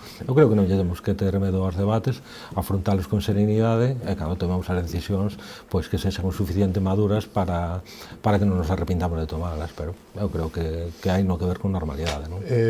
Digamos que para a xestión, tanto das cidades como dos entes, como da Diputación ou da Xunta ou de Turismo de Galicia ou dos operadores turísticos, digamos que as ferramentas da inteligencia artificial veñen a aportar solucións, non? Porque, dende o punto de vista do turista, do visitante, pode ter acceso a onde chegar, como chegar, onde aparcar, si buscar unha ruta alternativa, si ese día hai festa o Santiago Apóstol e entonces en Santiago non hai sitio, ir 2 días despois, non? Sí, bueno, creo que a inteligencia artificial está aquí para quedarse. Podemos empecinarnos en loitar contra ela, pero está aí. De feito, eu creo que nos últimos grandes congresos de turismo aos que asistimos era unha das materias a tratar. Sabemos que a inteligencia artificial vai a ter moitas ventaxas para o turista final, tamén vai a traer un cambio de paradigma en moitos sectores de negocio do turismo, pero, bueno, hai que recompoñerse e adaptarse á nova situación a nivel internacional, e a inteligencia artificial está aí. Podemos comprobar en calquera ponencia de calquera experto na materia como moitas das cuestións de traballo diario que se fan en turismo a nivel de comunicación, a nivel de planificación, a nivel de búsqueda de alternativas tanto de aloxamento como de restauración, os motores de inteligencia artificial pois están consultándose continuamente, están dando solucións prácticamente perfectas, non? Polo tanto, eu creo que temos que ter a inteligencia de datos suficientes para que teñamos as mellores ferramentas tamén para o noso mercado, non? E que nos fagan máis competitivos. Eu creo que antes falaba de que hai deberes para facer no inmediato grazas ao crecimento exponencial do turismo, un deles é isto, non? Eu creo que aínda en Galicia aínda non temos esa ferramenta de medida de turismo, de medida de impacto, non temos as ferramentas que agora mesmo a tecnoloxía pois fornece aos mercados para ser máis competitivos. É un dos debes que temos para traballar daqui en diante, pero creo que podemos ter claro de que a inteligencia artificial tennos que dar e non quitar, non? En eso temos que traballar.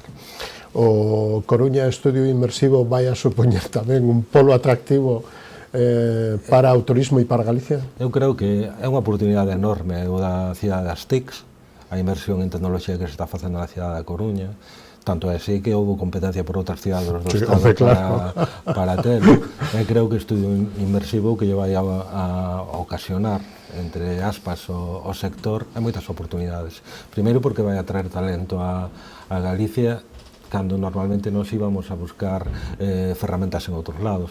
E segundo, porque nos vai a facer tamén un referente no que xa somos, porque aquí hai moitísimo talento, estánse facendo as cousas moi ben, e sin ter o estudio inmersivo éramos capaces de acaparar premios internacionais. Por lo tanto, iso xa estaba aí, pero que nos vai a dar o estudio é, pois, bueno, abaratar custes de produción, custes de xestión de proxectos, pero sobre todo atraer talento estranxeiro que pode vir aquí e que nos vai a xenerar tamén ingresos e poder tamén de alguma maneira que derivar eses ingresos ao propio sector. Se nos imos ao século pasado, este é como o Metro Goldenmeyer en Coruña. Efectivamente, sí, é unha cousa parecida. O outro día presentouse coa presencia do ministro de maneira oficial Bueno, estamos vendo a punto de iceberg, pero eu creo que cando eso se poña a funcionar, pois vai a ser vai a xerar un montón de oportunidades. Eu creo que a cidade da Coruña, ademais, entre o que está facendo a universidade, o que está facendo o propio clúster do audiovisual, o investimento que acaba de supoñer ese plató, e o futuro que nos espera, pois eu creo que vai a ser un polo que todo o que teña relación coas novas tecnologías, con inteligencia artificial, bueno, vai a ser un referente a nivel internacional. A mí falaronme da cidade das TICs e do proxecto da Coruña en Suiza. Con iso xa digo todo. Bueno, que é un bueno, non só de España, sino que de Europa é un dos centros de referencia. Sin dúbida, polo tanto, bueno, creo que aí temos que alegrar. E o mundo do cine, o mundo das producións, o mundo digamos que deste mundo, o mundo das...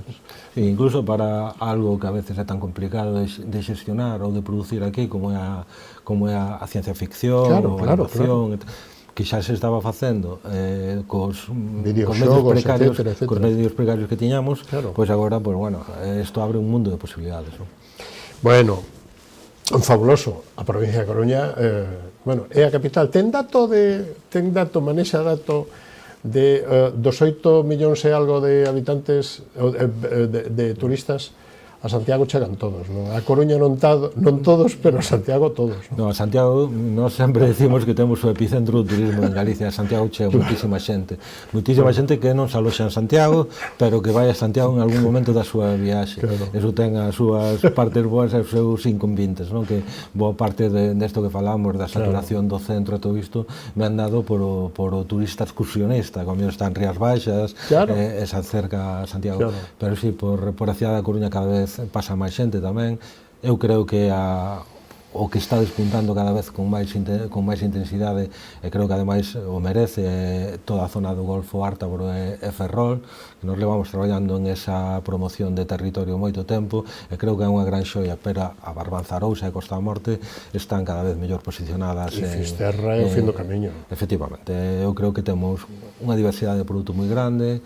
Os camiños é o mellor produto que temos en Galicia, un dos mellores? Seguramente é o produto máis internacional, pero tamén creo que Galicia xa ten músculo para ter unha diversidade de produto, ao mellor para non competir co nome que ten o camiño a nivel internacional, pero para buscar un perfil de turista moi interesado por unha experiencia cultural moi diversa. Hoxe falábamos, temos un evento coas IXPs galegas no Hotel NH Finisterre esta fin de semana, o domingo e luns, e falábamos disto, non? Da identidade territorial que temos na provincia de Coruña, 10 destinos, a maneira de ser que temos e de vivir. A maneira de ser, pero detrás de todo iso hai unha produción de alimentos moi potente que xenera unha gastronomía que cada vez ten mellores profesionais, pero ademais ten unha identidade cultural moi marcada, a galega, pero tamén a de cada territorio no seu conxunto. E todo iso para certos turistas pois xenera unha experiencia enogastronómica e turística única. Temos que, eu creo, é un dos debes que tamén lle poño a Xunta de Galicia na materia turística, creo que temos que traballar a conectividade. Eu creo que temos que ir a mercados que sabemos que van a valorar isto positivamente porque xa empezan a chegar e teñen unha valoración moi positiva do que se atopan aquí. O mercado norteamericano é un mercado fundamental, pero tamén o asiático, non? O gran problema de Galicia é a veces chegar. As conexións. O aeroporto internacional de Galicia está en Oporto? Agora mesmo, sí, é moi importante para nós ese aeroporto internacional. E a falta de ave? E creo que non é só importante para a xente que viaxa a Galicia, sino para a xente de Galicia que viaxa. Entón, bueno, eu creo que tamén o entendemento con Galicia, con Portugal Norte e con Portugal no seu conxunto é fundamental, non? Isto de que nos vendan un eixo atlántico que en Zamora se mete hacia Europa, pois a verdade é que isto do eixocentrismo de Madrid, non? Xa está de moda. Eu creo que ese polo económico, turístico, industrial que ten que ser Lisboa, Porto, Vigo a Coruña, ten que estar aquí e estar xa, non? Por iso decía eu que a veces o que adolece a Xunta é de pouca credibilidade na nosa potencialidade. Seguramente o que non lle gusta é a Madrid que existe ese polo económico, pero nós temos que luitar por o noso. Estamos falando dun eixo que económicamente ten unha potencialidade enorme, non? Xa só por a parte do 60% da población está no eixo atlántico. Eso é... E en canto se arregle o tema da AP9, que hoxe creo que volveu a ser rexeitado en Madrid no Congreso, pero que eso se tendrá que arranxar. É que claro, esa é a gran mágoa que temos é que non pode ser que Coruña-Vigo coste 50 euros casi 50 euros en autopista. As nosas políticas fracasan en Madrid. En Madrid hai moita representación galega. Eu creo que hai que se facer valer. Eso é o que está demandando tamén o BNG, non? Está demandando xustamente, pois bueno, Galicia no primeiro plano, no primeiro foco, no primeiro eixo do debate. E creo que simplemente está creendo moito máis Portugal en ese eixo, en ese polo económico, do que estamos creendo aquí, non? A nivel político. Por lo tanto, é algo que para nós é unha cuestión de vida ou morte. Se ese eixo sale adiante, se esa conectividade entre Lisboa, Porto, Vigo e a Coruña fructifica, pois bueno, estamos nun nivel de competitividade co resto de Europa enorme, e co resto do Estado tamén, evidentemente. A primeira potencialidade de Galicia é o paisaxe, non? Playa, montaña, monte. Non somos de cordilleras, pero si temos o verde, digamos, a costa verde e a zona verde. Pero o paisaxe e as playas van da man da gastronomía. Sí. Como segundo factor decisivo para que a xente veña aquí é o que a nosa campaña que presentamos en Madrid, en Fitur, chamase xustamente a paisaxe que sabe. Cambiamos a provincia, que é un término moito máis político, por a paisaxe, que é un término moito máis bonito, non? Esa foi a gran innovación que fixemos. Pero acaba de dar xustamente co porqué de facer isto. En todas as enquisas turísticas das oficinas de turismo, se algo destacan os turistas é a paisaxe e a gastronomía. Son as dúas cuestións fundamentales. Pero é que nós temos unha virtualidade enorme. A dispersión de poboación pode ser un problema para afrontar os gastos e os retos que temos demográficos. Pero afortunadamente na nosa paisaxe vive xente, con normalidade. E non só vive, sino que produce alimentos que internacionalmente están contrastados como de altísima calidade. Temos horta, temos cabaña gandeira, temos unhas lonxas espectaculares, bueno, lo tenemos todo. E témolo todo... Lonxa se refire a mar. A mar. Entón, a acuicultura, pero é que xa estamos sendo unha potencia tamén no sector do horto submarino, non? Xa estamos traballando as algas a un nivel enorme. Todo eso está pasando a nosa gastronomía da man de xente xoven en moitos casos, pero non tan xoven, que está facendo as cousas moi ben, que trata eses produtos e os convirte por si mesmos en unha experiencia turística, non? A xente por vir comer aquí xa é capaz de pagar unha viaxe, pero é que temos ademais uns viños espectaculares, cada vez máis premiados nos certames internacionais, e todo eso ten que significar un primeiro produto a nivel turístico. Por eso eu digo que efectivamente o que nos identifica a nivel internacional é o Camiño de Santiago, pero a Deputación da Coruña optou por esta gastronomía e paisaxe porque o que nos está dando é francamente moitísimas alegrías. Nos vemos como nos grandes eventos de turístico de primeiro nivel, Madrid Fusión, Gourmet, os fornos gastronómicos, San Sebastián Gastronómica, calquer evento que existe a provincia da Coruña acompañados do sector que vai a cerrar negocio, como a todas as feiras, o que vemos é que se cerran grandes negocios por parte dos nosos produtores de alimento. Pero tamén vemos que a xente pregunta por a Coruña para vir a probar o que levamos ás feiras. Bueno, eu creo que eso é a cuadratura do círculo un pouco, non? Eu creo que, bueno, dá unha potencialidade enorme. Eu creo que a experiencia gastronómica é unha experiencia fundamental tamén, non só a nivel gastronómico, sino a nivel cultural, a nivel histórico. Eu falando en Boiro, no Pazo de Boiro, de Goiáns, no Congreso de Turismo da Deputación, oindo falar os produtores de viño, ali o que estaban contando era un relato histórico da tradición, da cultura, da lingua, de moitísimas cousas, que eso en si mesmo é unha experiencia de primeiro nivel turístico. Claro, pero que ademais o que dinamiza non só a sociedade socialmente, sino económicamente os povos, a última aldea, o último recuncho, porque ali ou se produce unha boa tenreira ou un bo cabrito ou un bo tal, ou o mellor horta. Sí, eu sempre, ou o mellor viño. Falando con Lucía Freitas da Tafona, un referente da nosa cociña, falábamos un día da necesidade de que a xente se atreva a entrar. É que por toda Galicia a xente non ten que buscar unha referencia a Michelin, seguramente. Aquí, afortunadamente, temos a posibilidade de entrar en un montón de tabernas, mesóns, restaurantes que non son estrelas Michelin, pero que siguen tendo como característica principal da súa cociña o quilómetro cero, o de ir ao mercado todos os días e comprar de produto de proximidade de altísima calidade, de ir á lonxa, de ir á pescadería de barrio. Esa maneira de vivir, esa maneira que temos os galegos, que ademais somos disfrutones na mesa, disfrutóns. O sea, nos gusta comer, desayunar, comer e cenar, e se fai falta merendar no medio. E a sobremesa, na mesa casi nos gusta todo. Claro, esa maneira de ser é unha das que chama moito a atención a xente que non é galega, a xente que nos ven a visitar. É un dos valores que lle damos. Evidentemente, como valor cultural, pero dende o punto de vista gastronómico e da maneira de ser. A xente disfruta cada vez máis dese turismo.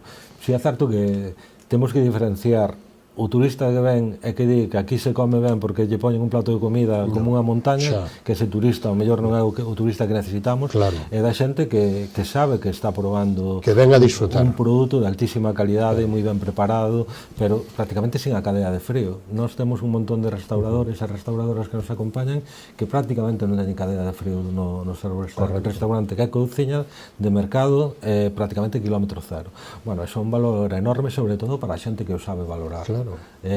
Esa xente que sabe valorar é seguramente o turismo. E para a economía do mariñeiro, para a economía do agricultor, do gandeiro. É o turismo que temos, por o que temos que loitar no futuro, non? Que ao mellor non fan falta 8 millóns, ao mellor con 5 millóns e medio ben elixidos, pois o rédito é superior. Por eso necesitamos tamén ferramentas de medida que nos indiquen por onde temos que ir no futuro inmediato, non?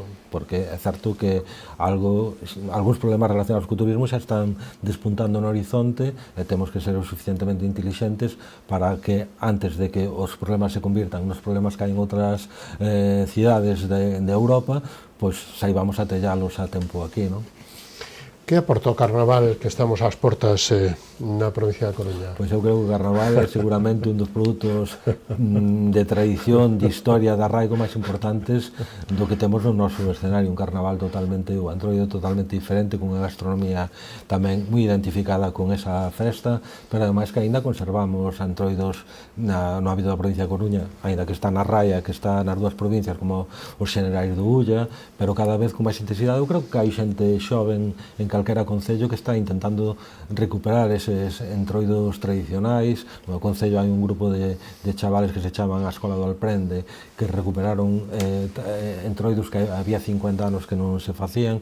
Todo iso é tamén en si mesmo, para que xente que o queira disfrutar, é unha experiencia magnífica, porque é tradición, historia, gastronomía, bueno, é a expresión popular, non, da nosa xente. Bueno, eu creo que temos que traballar aínda moito máis.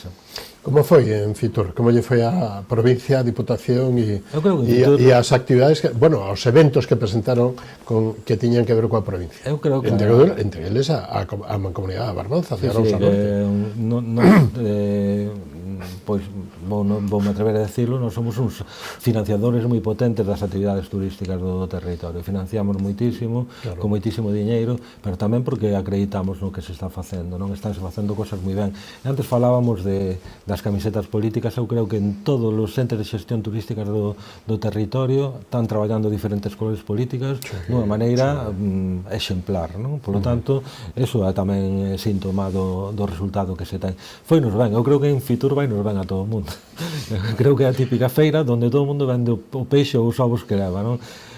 Bueno, hasta o pan de Carballo, non? O pan de Carballo tamén, que repartimos ali, pero creo que é un evento máis que nada de comunión do sector, da parte hai que estar, non? Da parte pública e da parte privada. Hai xente que critica estar en Fitur. Se non estás, non existes no mercado, non? Entón, seguramente o que se move de negocio no ámbito dos corredores, dos diferentes pabellóns, para un profano ou para unha persona que vai a primeira vez non é facilmente perceptible. Pero en Fitur pechase moito negocio, sobre todo en Fitur é que están quenes van a traballar ese negocio no futuro, as axencias e os operadores. Eu creo que a provincia de Coruña demostra cada vez que vai a Fitur músculo, demostra músculo por parte de todos os territorios. Creo que os produtos que presentamos ali, temos moita actividade de presentación, son de altísima calidade e creo que cada vez temos detrás mellores profesionales que nos axudan tamén a xenerar eses produtos que cada vez chaman máis a atención. É a feira máis importante que hai do sector a nivel europeo e non sei se mundial. Sí, Entonces, unha das dúas, sin dúbida. Claro. A provincia de Coruña, 93 concellos. Non sei se o plan POS, o plan único chamado POS máis e tal, supón tamén medidas que van encamiñadas a, lóxicamente, ao turismo, porque todo está relacionado, non? Se facemos unha mellora nun pazo, unha mellora nunha carretera ou nunha estrada ou nun pobo, todo irá por aí. Me gustaría que falara desto, pero tamén, digamos que falamos de promoción turística, falamos de turismo, e ás veces nos esquecemos de que aquí vai a artesanía, vai a gastronomía, da que sí que falamos moito, tamén vai o pequeno comercio, e, lóxicamente, me gustaría que supón e cales son as fortalezas da provincia de Coruña nesto? Bueno, acabamos de definir dúas novas áreas dúas novas líneas de subvención para o comercio. Eu creo que temos sectores comerciales que necesitan axuda. Do mesmo xeito que o turismo o pequeno vai moi comercio ben, e a hostelería vai moi ben, como un tiro, pois que non sempre foi así. Agora mesmo eu creo que necesitan un pouco de impulso son o sector comercial e sobre todo o comercio de proximidade. Hai moitos lastres para ese tipoloxía de comercio, as grandes plataformas de venta online e moitísimas outras máis. Os hipermercados pasan de ser un gran problema a un dos problemas menores, porque agora mesmo os hipermercados están na rede e cada vez están en China e sitios así. Por lo tanto, sí, o día que desapareza o comercio nas nosas rúas, as rúas serán máis peligrosas, máis tristes e teremos unhas cidades seguramente máis aburridas e sobre todo máis complicadas. Pero é que o comercio é o paisaxe da cidade. O comercio é o paisaxe da cidade, por lo tanto temos que proteger.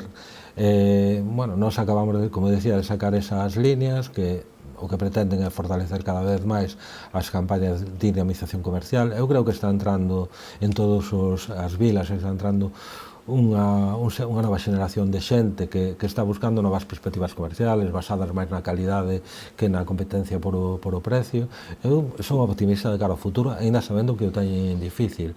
A Deputación, xa digo, prestan moito servicio, non podo? Presta moitísimo servicio. De feito, eu que non... O sea, que teñas a panadería, que teñas... No seu momento, traballei os camiños escolares seguros aos coles de Carballo. Un dos aliados era o comercio. Se un neno caía de camiño ao cole, nos tíamos comercios identificados onde se lle podía poñer unha tirita, chamar a seus pais. Todo eso podemos facer se hai comercio. Se non hai comercio non se pode facer. Non fai falta máis que ver un barrio únicamente residencial onde non hai comercio para saber o que é vivir aí, non ter que coller o coche prácticamente para todo. Bueno, o comercio dá moitísima vida ás vilas e nós o que estamos facendo unhas líneas de subvencións para... Vilas e aldeas. E aldeas, para as vilas comerciales, pero tamén para os cascos históricos que seguramente teñen un comercio xa moi de vello e esa rexeneración do comercio está sendo máis difícil. Facemos tamén un criterio de discriminación positiva para que, aínda que non teñan moito número de comercios, poidan optar a subvencións a poder facer campañas de dinamización e captación de novo comercio. E por outro lado, a artesanía, nós o que estamos intentando é poñela a xogar no mesmo terreo de xogo que co turismo e coa gastronomía. Eu creo que ten moito que ver, identifica tamén moi ben ao territorio. Eu creo que a temos que integrar en ese escenario onde, de alguma maneira, nos grandes eventos, tanto estatales como internacionales, queremos vender territorio. A artesanía é parte fundamental tamén dese territorio. Pero falabas do plan único. E ora si vou falar tamén dos reproches e da parte coa que non estou de acordo en absoluto coas políticas da Xunta de Galicia. Eu, que fun deputado do Plan Único desde o seu inicio, tuve a sorte, teño o orgullo de que baixo o meu mandato cambiaron os paradigmas, pasamos do POS ao Plan Único. Eu que non dou entendido, algo se fai moi mal, é como unha administración pequena de 200 millóns de euros de orzamento anual, é capaz de transferirlo aos concellos 103, 106, creo que este ano van a ser 109. 125, por aí. O 125, contando xa a final de ano, 125 este ano. Nos 125 para 93. E a Xunta de Galicia, 150 escasos, para 313 e computando aí os plans Agader e outros plans, non? É dicir, con recursos propios, ao mellor estamos en 70-80. Home, algo se fai mal. Eu creo que no momento en que se cae, si houbera a desgracia de que se caera a financiación por parte do Plan Único da Deputación aos concellos da provincia de Coruña, caían os concellos. porque a maioría do gasto que se está imputando contra o plan único son gastos de competencias propias dos concellos que non serían capaces de pagar. As iluminacións viarias, as recollidas de lixo, os servizos sociais básicos, un montón de gasto que non teñen outro financiador que si non é a Deputación. Claro, non é normal que unha administración de 11.400 millóns teña 125, 130 millóns para 313 concellos e outra de 200 millóns teña 125 este ano para 93. Eso non é facilmente explicable nin entendible. Eu xa non lle exixiría a máis, non? Pero a mí gustaría que a Xunta por lo menos tuvera a consideración de sacar un plan de cooperación cos concellos, xa non digo máis, pero con mínimo de 200 millóns de euros, ou de 225, que non estou pedindo un disparate en comparación con 11.400 millóns de euros, non? Polo tanto, aí nós temos que tamén sacar orgullo. Somos unha administración altamente financiadora, somos unha referencia a nivel de Estado en financiación dos concellos, e creo que debemos estar orgullosos tamén dunha cousa que a veces para un político é difícil de asumir, que lle demos a capacidade de ser totalmente autónomos as corporacións municipales. É dicir, para un vicepresidente da Deputación ou un presidente da Deputación que lle deixa un concello gastar en gasto corrente o 100% pos, significa que ao mellor non ten inauguracións ese ano, pero o concello vai a ter a capacidade de decidir en que quere gastar ese diñeiro. Claro, estamos acostumbrados a que as administracións que financian te digan lo que tienes que comprar, hacer y después ir a inaugurar. Eu creo que a autonomía municipal é moi importante, el ser unha administración que cree na autonomía municipal, eu creo que é un dos grandes logros da Deputación da Coruña. É que nos quedamos sin tempo, xa rebasamos un pouquiño. Bueno, corta. Non, ten a última intervención, non porque, lógicamente, está dicindo cousas importantes. Ten a última intervención para pechar, a remarcar algo do que dixo ou algo do que non lle preguntei, señor Regueira. Bueno, sexa breve, non é eso. Sí, o único que quero convidar é as administracións públicas a creer na potencialidade de Galicia, do territorio, da nosa xente, de loitar por ese talento, esa potencialidade. Eu creo que se as administracións públicas creemos na xente que vive en este país, neste caso no territorio da provincia, o futuro está moito máis fácil do que está se non creemos, non? Señor Regueira, foi un placer encontrarnos de novo neste plató. O placer foi meu. Que haxa unha frecuencia máis frecuente. Bueno, estarei a disposición cando teñades a ben convidado. A ver si podemos ir conseguindo. Moitísimas gracias, hasta unha vindeira ocasión, moi boa noite. Moi boa noite. Nos vamos. Isto foi todo o que nos deu de sí esta edición con Xosé Regueira, vicepresidente da Deputación da Coruña, con Pablo Fernández, secretario xeral de Emprego e Relacións Laborais, e con María Ramallo, alcaldesa de Marín. A semana que ven, máis e mellor se é posible. Moitísimas gracias por estar aí. Moi boa noite.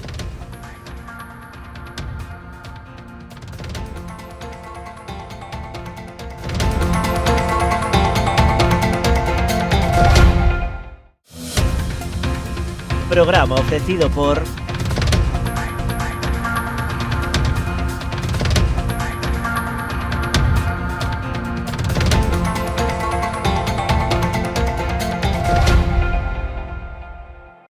Unha historia memorable requiría dunha gran homenaxe.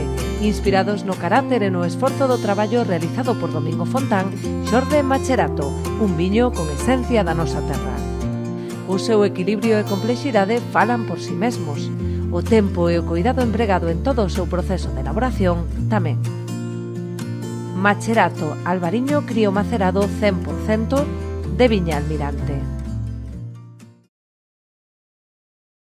Si que desde esa chamada as súas almas vanse derrumbar.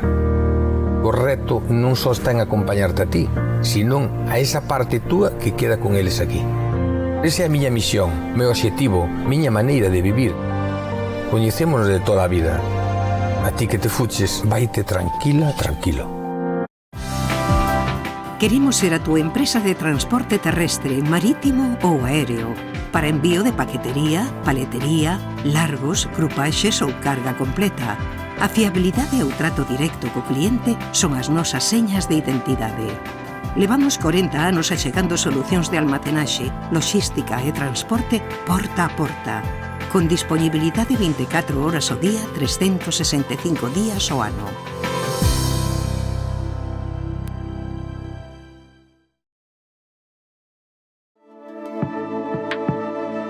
Potencie el éxito de su negocio con nuestra asesoría especializada en empresas, correduría de seguros y servicios jurídicos. Optimizamos estrategias e impulsamos crecimiento con soluciones efectivas.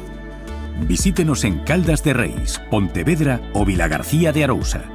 Grupo J. Rey Asesores, su mejor elección. Más información en la web jrey.es.